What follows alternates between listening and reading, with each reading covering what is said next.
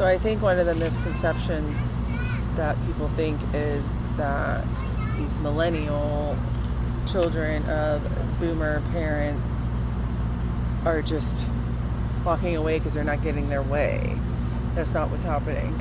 It's because that society and even the education system, right, has developed a social emotional learning system that has assisted these children and this generation, the millennials, to be able to realize healthy boundaries and that things are not supposed to be the way that they have always been. And neuroscience has been able to do further studies to develop ideas and better insight into why mental health issues are the way they are.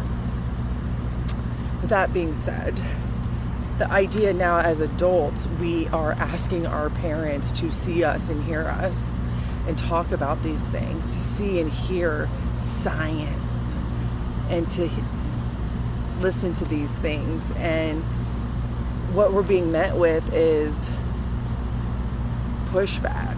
And I did the best I did. That's a lie. That never happened. Who cares? Get over it. Your needs were met. Who cares? You had a roof over your head, food in your mouth. Who cares? Blase, blase. And so then their behavior continues to perpetuate in adulthood. Dismissive behavior, cut-off behavior in the way that like if they don't like what you're saying, they hang up on you.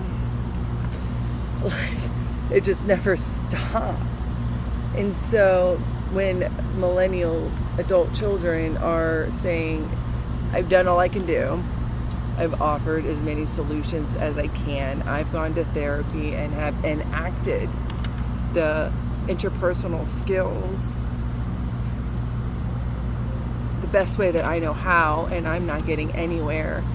And I am constantly being emotionally triggered, and I'm not getting out of my ruts. I'm constantly being re-traumatized being, for most, is states of anxiety, fight or flight, nervousness, deep depressions, being re-triggered, right, with interactions with family members that refuse to change or even see us.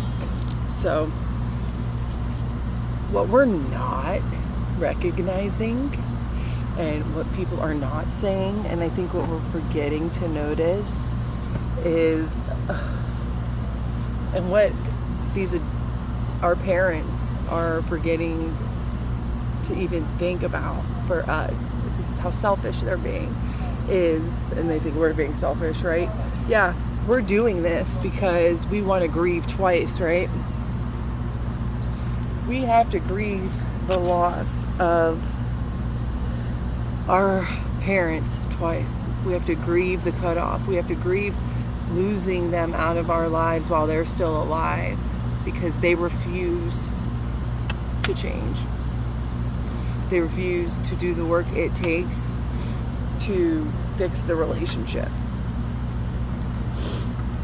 And yeah, we'll go 5, 10, 15, maybe even 20 years living happy and healthy, knowing that we did everything we could to fix that relationship after we had a whole crash because we had to walk away from the relationship. And those who have done this know what the dilemma of parting ways looks like and feels like.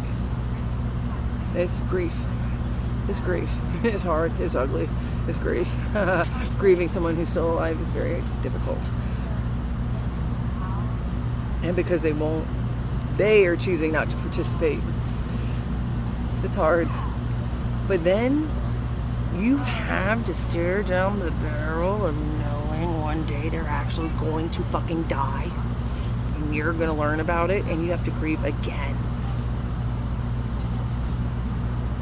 Knowing that the whole lifetime passed of that person and they still refuse to do the work for you. And for them, maybe, I don't know.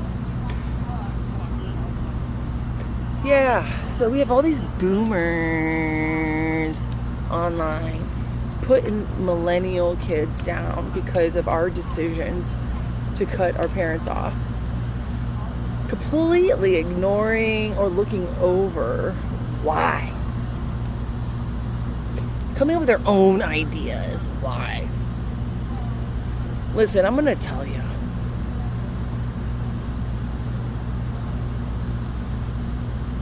Ain't nobody waking up choosing this shit just because.